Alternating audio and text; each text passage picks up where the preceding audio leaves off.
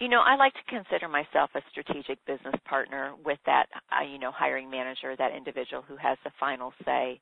So I feel like ours is a partnership.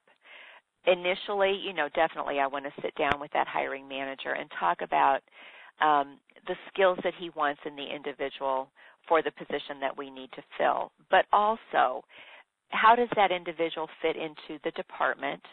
How does the department fit into the entire organization? What is it that you want this individual then to contribute from a strategic perspective? How are they going to impact the bottom line? How are they going to be that strategic contributor to the organization? So initially, having those conversations and really digging down more than just what are the skills and the abilities that you want this individual to bring this to the position, but really how does this individual fit into the strategic direction of your particular department and then of the company as a whole? What solutions are you looking for this individual to fill, or what gaps do you have? So, again, what are the skills that you want them to bring, but more importantly, how can they contribute to the group? So I think, initially getting those questions answered, then certainly if there isn't a position description written, I'll go back and start crafting that, go back then to the manager and say, what did I miss? But I will always be providing what I think, or providing some suggestions, some input. This is what I'm seeing from the strategic perspective of the rest of the organization. So this is the gap that I think you may want to, fill with this person that you're bringing in. I just feel like it's a conversation, Tammy, a give and take, and both of us providing input until we get to that kind of perfect solution, if you will, of what the ideal candidate looks like. Wow. And then as that goes so far beyond what most people think HR does. Mm-hmm. Usually HR, I believe, from what I understand, job seekers in telling me, they believe HR has a list of job duties on a piece of paper, and that's what they're trying to fill from. So it sounds like it goes well beyond that. Well, and that's me personally, Tammy, and, everybody. And Do you think you're an exception? No, I don't. In today's environment, I don't think so. I think that most HR professionals see themselves as a strategic partner in the organization, as opposed to just a task person, and they're there to fill a position. Yeah. Okay. Excellent. All right. So, gosh, the information you have given today is it's incredible. So I really want to thank you, and I want to get to some questions from our listeners today for you. First, can you briefly tell everybody about New Landings, which is a nonprofit that you co-lead, and what New Landings can do for every single person that's listening on the phone today and online? And thank you for asking, Tammy, because I'm very passionate about New Landings. New Landings, and I'll just briefly synopsize, but this is an organization that was founded almost 4 years ago for that kind of mid-level career professional or the individual who has been in the work environment for just a little bit. There are obviously a lot of other opportunities from a workforce partnership and Kansas Works perspective, and the same thing on the Missouri side for any job seeker. But for those individuals who have some of the really good skills already from maybe an interviewing perspective, a networking perspective, what else is it that we could provide to those individuals to help them really try to get back into the workforce more quickly? Right now we have a couple of opportunities that are available to anyone who is a New Landings member, or if you're not. We have workshops on a weekly basis, typically 2 a week. And Tammy, you're very involved in this from a resume perspective, but things like how to read the Kansas City Business Journal. We have a gal that comes in and does a workshop on Myers-Briggs, and you do the MBTI, and then she kind of debriefs on what that means to you from a job seeker perspective. Talking about, how to build your portfolio. There's another gentleman that comes in and talks about how to really reach those decision makers inside of a company. So we feel that from, the workshop perspective, we're giving you some more tools that you can use as you're out looking for your next career opportunity. We also have a radio show. And these show. are live workshops, right? These are live workshops. In-person, and they're completely free. And they are completely free, Tammy. Thank you. To register for those or to find out any information that I'm talking about, just go out to newlandings.org, and all the information is listed there, or you can find it also on our LinkedIn group page. We also have an internet radio show that you can listen to the podcast, so you can either download them onto an MP3 type player. You can listen to them from your computer while you're doing some of your job search work. They're 20-minute podcasts, and again, on some similar topics, but on some other topics as well, maybe about entrepreneurship or franchising or different things like that. So trying to give you as many tools as we can. And then we do also every other month have a networking event, so there is an opportunity for individuals to get together, just talk with each other about, what's going well in their job search, where they may be having some opportunities, and helping to open some more doors for individuals from a networking perspective. And how many people show up to that usually? We had an opportunity, a networking opportunity the first part of the month, and we probably had about 125 to 150 people. It's a little hard to get the exact number because people don't have to register. They can just come. But they're always very well attended. The last event was at the Overland Park Sheraton inside the convention center, and we're hoping maybe to use that location going forward. Typically, the venue will offer us discounted drinks and appetizers, or with our last event, we had a sponsor who helped defer some of that cost. So even if you were attending and you had to pay, it would be a very minimal cost. Okay. Excellent. Good. And that's the way to find out all that information is to go to newlandings.org. Correct. Right? Okay. Or, again, our LinkedIn page, and just under groups, search for New Landings. Okay. And if you haven't joined the New Landings group on LinkedIn, it's definitely worth doing, even if you're not in the Kansas City area. I would recommend it. And absolutely, Tammy, we have a very active group of people who are always posting discussions on topics that are related to the job search and career opportunities. Really great group of people that just keep those discussions going. We have almost 3,200 people in our LinkedIn group now, so quite a bit of intellectual property there to pull from. That's true. Okay. And also, just briefly, I want to let everybody know that I've been working on a new report that I'm going to be giving away for free called The 10 Things You Must Have in Order to Land Your Next Six-Figure Job Fast. And I'm expecting that that's going to be done by the time my next resume reboot workshop for New Landings happens, which is coming up on the 3rd at 1 o'clock. It's a 2-hour workshop. So if you've already attended that, I can send it to you by email. If you haven't attended the workshop, I really recommend going to that. You can pick my brain for 2 hours, but also it's really good instruction on how to put together a dynamite resume that's going to get noticed. You can register by going to newlandings.org, or you can visit my website, which is careerresumeconsulting.com, and you can click on Executive Workshops, and there's a link there to register. Just to let you know, there's about 6 seats left for the 3rd, and so I'm expecting that it's probably going to be full by Friday of this week. So seating is very limited, so sign up soon this week if you want to attend that. And then also, if you want to have a conversation with me about my services, you can email me at tammy@beyondjobsearching.com, or you can call my office at 816-600-2478. So I know we're at the top of the hour. If you do have to run because you're during your lunch break, I will be sending you later on today a link for this, and you can listen to the end where we're answering all of the questions that are listed. And let me go ahead and get to those questions if you're able to stay on. Looks like everybody's staying on so far. Let's start with Lucy in Kansas City North, and I think we may have already addressed this.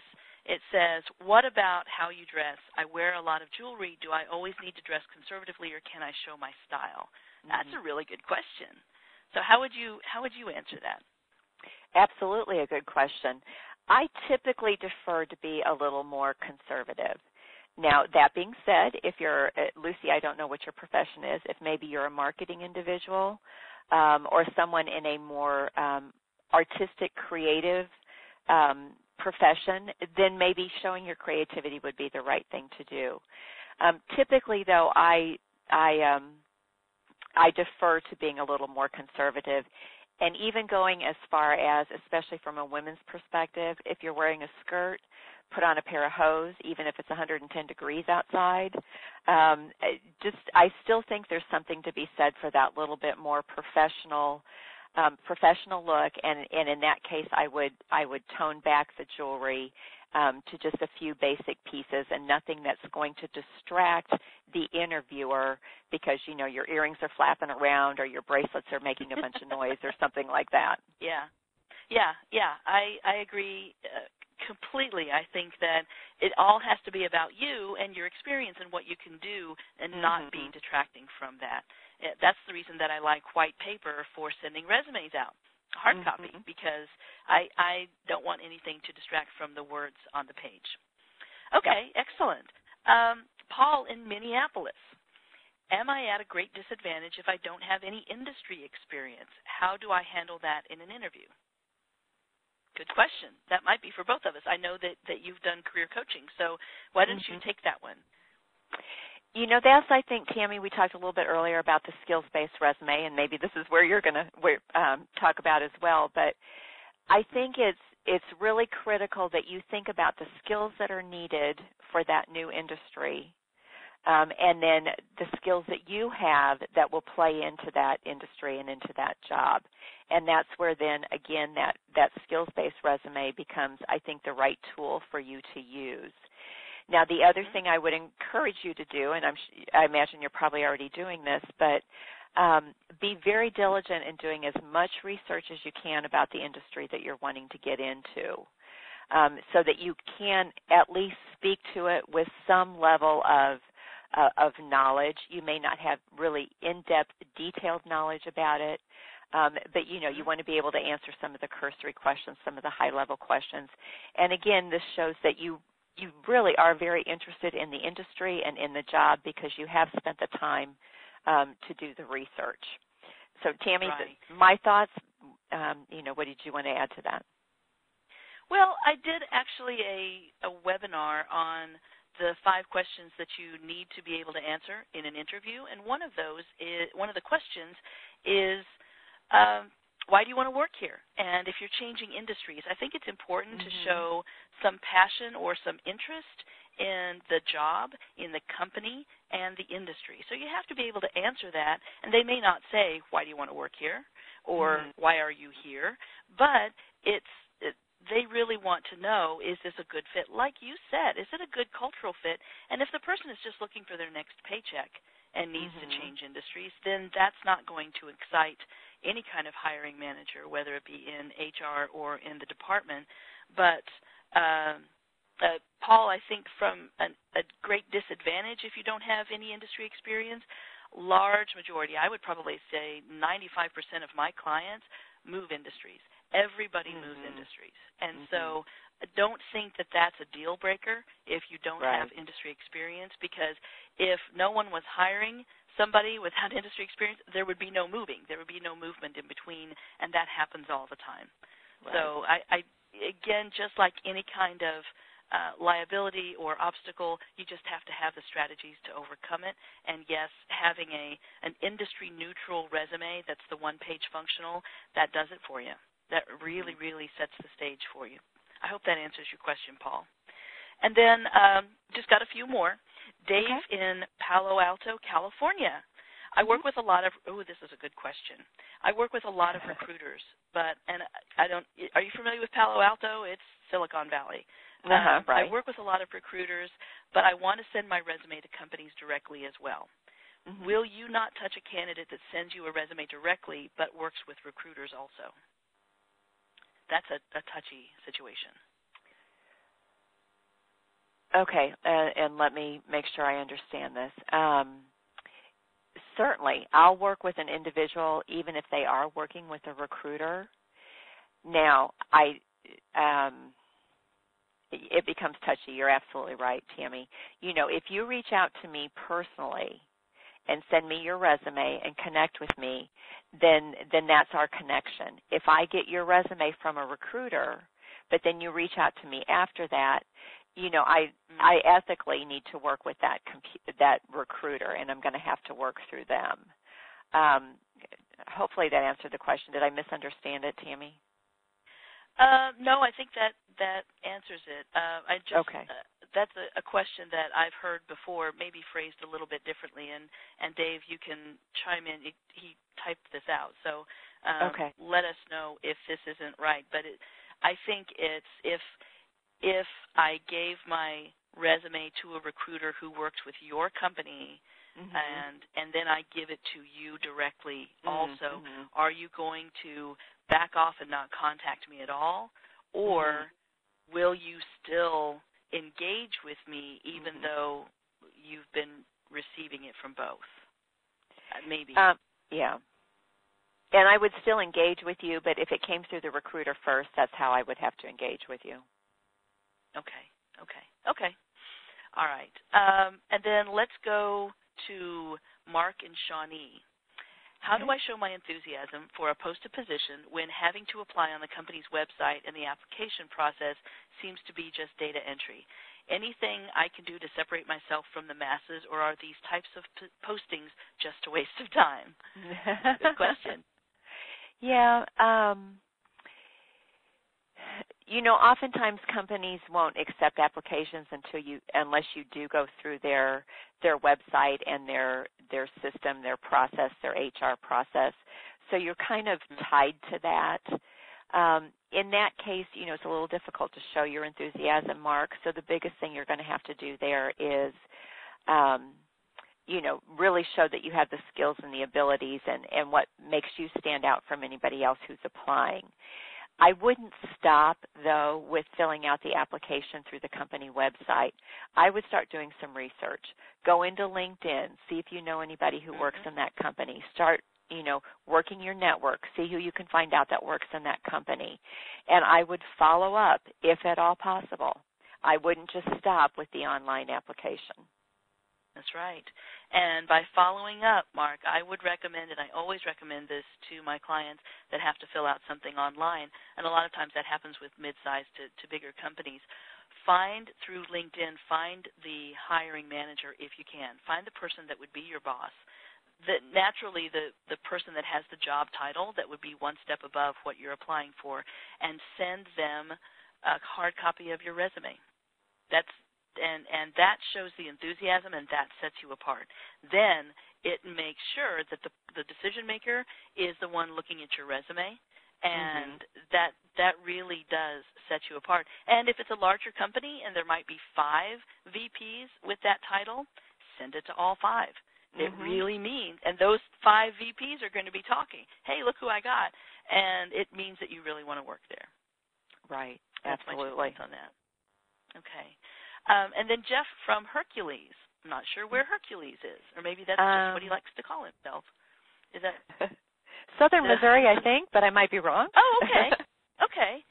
Please describe the phone screening interviews you do, format, average time, purposes, key takeaways, and tips for us. Well, we talked about phone interviewing somewhat. Is there anything else that you'd like to add for like an average time or the key takeaways or some tips for the phone interviewing? Typically I keep a phone interview to about 15 or 20 minutes. A couple of things I generally, first thing I say is, tell me a little bit about yourself. I've got your resume in front of me, but I want to hear from you. Tell me about your work experience. Then generally the other questions that I'll ask are, why do you want to come to work at this company? What do you think that you can bring to this position? Why are you the best candidate? And tell me what's important to you about the culture of an organization. I'm also picking up on those verbal communication cues, if you will. Obviously, I can't see someone, so I'm not picking up on their body language, but can I sense the excitement in their voice? Can I sense that they've done their homework, their background? Are they enthusiastic about talking to me? Those are really the things that I pick up in that first, 15, 20 minutes, and then that'll help me make a decision as to whether or not I want to move forward. Excellent. Boy, that's fantastic information. Thank you. Thank you for that. Mm-hmm. Okay. And, Jeff, I hope that answers your question because that was some really great information. And I would say that what you just told us is pretty typical for an HR interview. That's really what the HR managers want to know. Right. So we've got two more. Okay. Let me refresh and see if there's any more. Nope, that's it. Two more. Okay. Joyce from Kansas City. When doing a background check on an applicant, does HR use a person's credit history to eliminate someone? Sometimes employers don't know there could be valid reasons for bad credit, like job loss, medical crisis, custody issues, etc. Very good question. We haven't really talked about background checks. Yeah.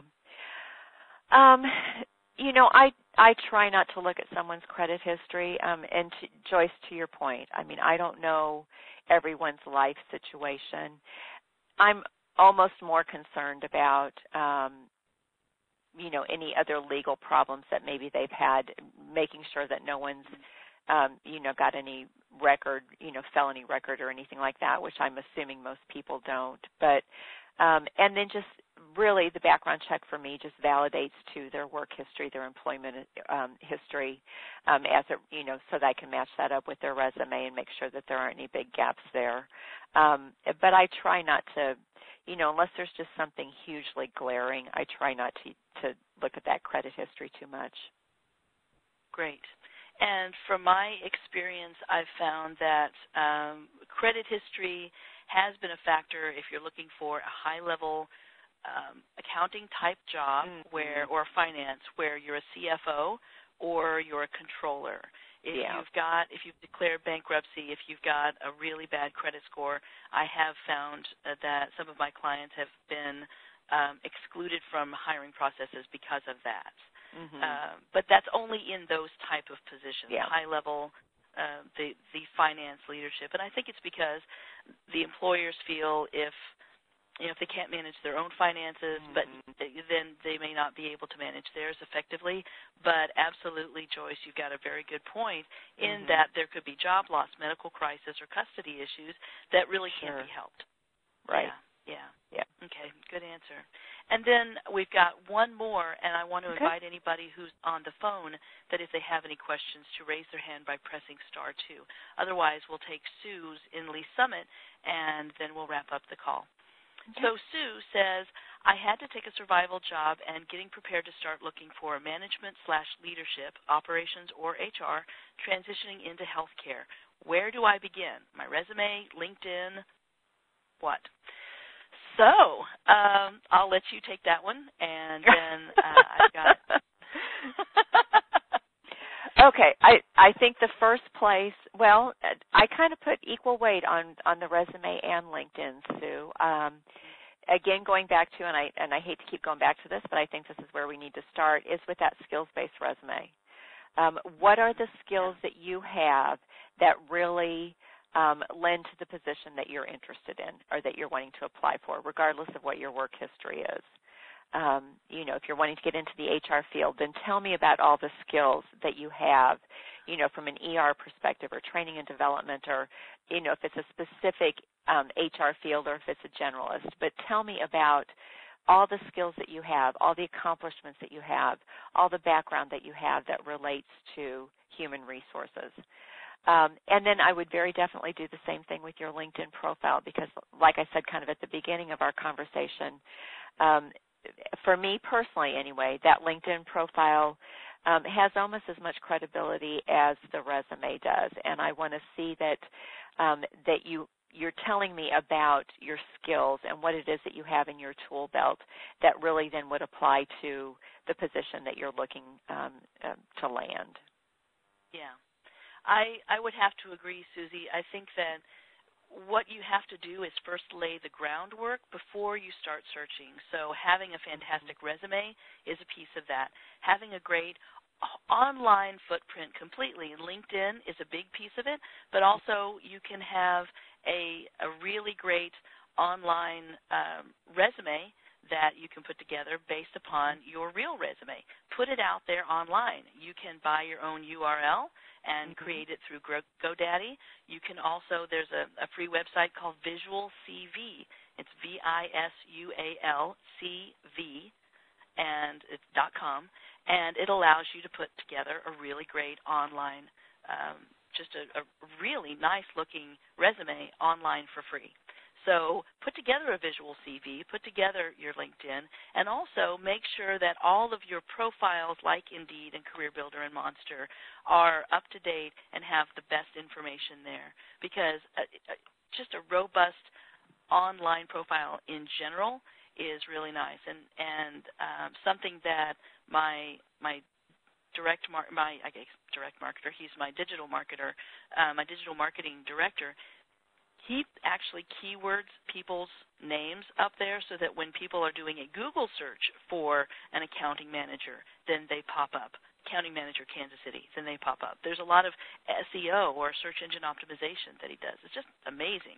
And that's, I think, what makes a lot of difference in what type of responses that people get from their online profile. So, yeah, get all that baseline stuff done first, and then start doing a proactive search and contacting the companies that you would want to work for. And then finally, I just have to say, Jeff from Hercules, California, San Francisco Bay area. He said, okay. So he doesn't call himself Hercules. It's not his nickname. Hercules is a San Francisco Bay area in California named after the dynamite plant that was here 100 years ago. So gotcha. He just wanted to, yes. Thank you, Jeff. Thank you.